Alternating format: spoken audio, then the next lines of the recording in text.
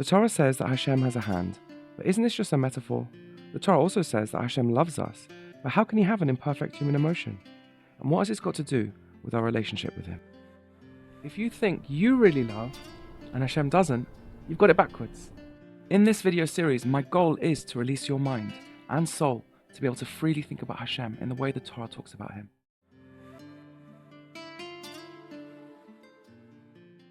This discussion around Hashem's essence is going to launch us to new heights, right out of the galaxy. If Hashem's essence is unknowable, how can his Torah be a revelation of him? If his emotions and will are expressions, how can they still be one with him? In this episode, we explore how Torah and mitzvot are not just divine instructions, they are divine revelations. We'll learn how Hashem's will flows directly from his essence and how your choices connect not just to a level of God, but to Hashem himself. So finally, let's get a good hold of the difference between essence and expression by looking at ourselves. There's a very good exercise we can all do. Try this. Ask yourself, what are the things that I have, my expressions, versus what is me, my actual self, my actual essence? One way to tell the difference is what I call the essence test. If you can say my about it, then it isn't you. My body? Clearly not me. Most people, especially women, instinctively know that I am not my body, right? My love? That too, not the essence. We already explained that your love is something that you have, something that you feel, something that you do, not what you are. How about my soul? Right? You may have heard that your soul is the real you, but even that isn't quite accurate. It still fails the essence test. If it's my soul, then it's something that you possess, not something that is your deepest root. We learn in Kabbalah that your soul consists of what you know and what you feel, your faculties and traits. But all of these change over time. We are taught that they are more like levushim to the higher levels. You can learn more, feel differently, grow, fall, change, and yet you still remain you. Even if a person fundamentally changes through teshuvah or chas v'shalom by losing their memory, dementia, Alzheimer's, we still say that they are the same person. We don't erase their name. We don't nullify their ketubah, right? We don't force them to get divorced. Why? Because the essence, the I, is still there. We still see them as the same person.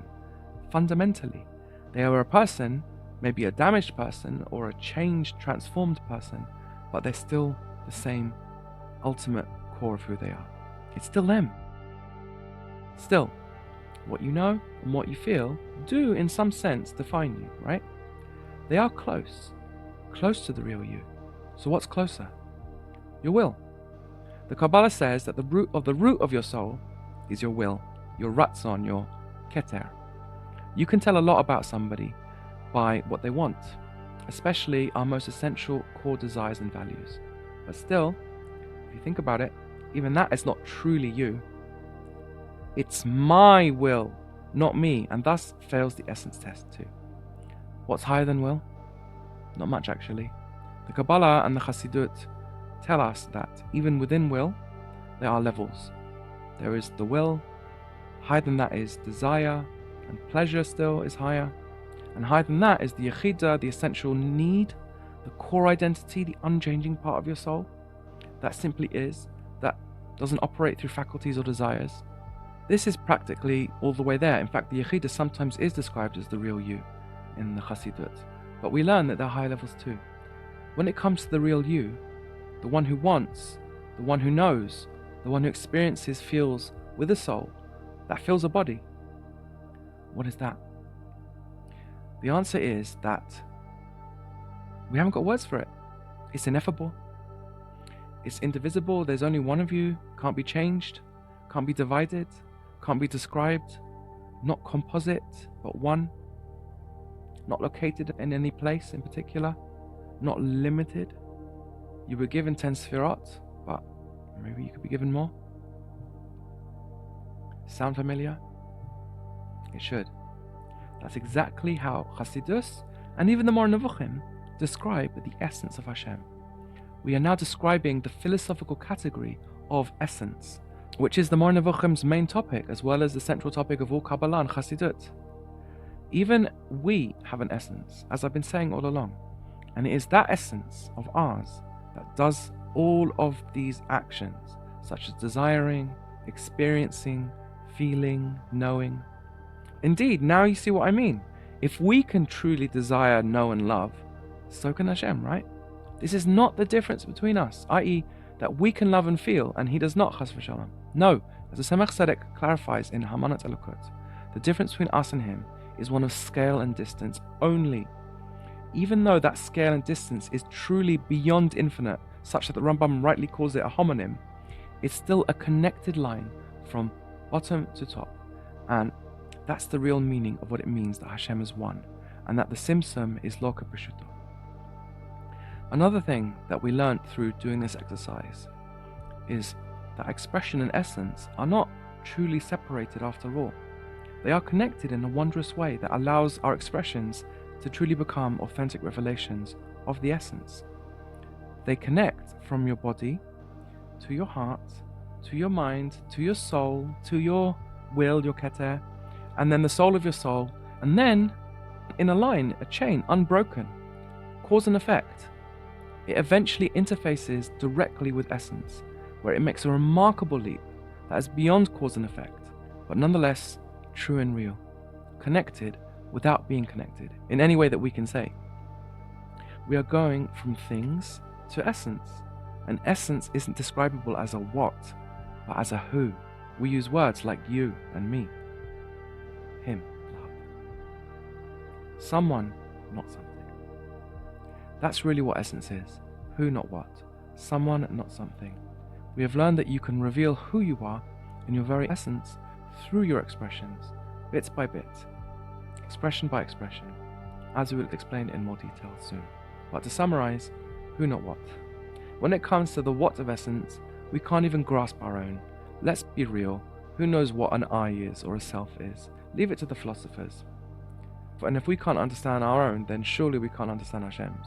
It's all philosophy, abstract, distant, and frankly, most people, even brilliant minds, should approach this with extreme caution. Many have erred here, even Gedolim, and I don't say this lightly or on my own authority. Of course not. Tzemach Tzedek brings it. We've seen it in history. Just look at the debates between great Gedolim around Tzimtzum kepeshuto versus lo kepeshuto, or the confusion surrounding the Sefirot, Hashem's names, and the nature of divine attributes. These mistakes have done real damage, hence this whole series, for example, to undo one of the damages that have been done. The one where we've pushed Hashem into a mystical box labeled ineffable, where we stop thinking about him and seeing him as real, chas v'shalom, chaval. We've swept him away into mystery, assuming that if he's beyond definition, he must also be beyond relationship. But that's a mistake. For Kurt, when it comes to the who, we can get to know him, precisely because the created world of expression, the Sefirot, go all the way up to their hidden root in Atzmut, like we proved before. And now hopefully everybody should understand. Through his Torah, he reveals his expressions to us personally, intimately, and fully. As we know from the sources, every letter of Torah reveals him, his very essence. We get to know him through his expressions, what he does, what he says, what he thinks, what he feels, what he knows, and what he wants. Mitzvot. You. This is Torah. This is his Ratzon. What he wants. This is the highest expression, revealing the most about him, like we said. And we can understand this because, as we said, this is true of us too. What we want, what we need, is the highest expression of us, so long as we're being authentic. All the more so with Hashem. Rambam, in the Moreh 3:13, tells us something profound. His will is identical with his essence. There's a perfect mapping one-to-one. He is being infinitely and perfectly authentic. Bli ziyuf. This amazing perfection of his means that every single level of expression for him, every world, every level of the Seder Hishtalshelet, the spiritual cosmos, and even every atom in the physical world is a true expression of his ultimate unified will and essence. So in this episode, we learned how Hashem's will, his Ratzon, is not something layered on top of him, per se. It flows directly from his very self. That's why every single detail in creation, even the smallest moment in your life, is not separate from him. In the next episode, we're going to go more into explaining the depth of his will and explain how he does have one simple will. Just like he is one, so too his will is one. And we will explain how he can have such if there are so many details in the creation that he wills on a daily basis. And finally, we will also reveal what that will is. We hinted at in this episode. More on that next episode. Stay tuned.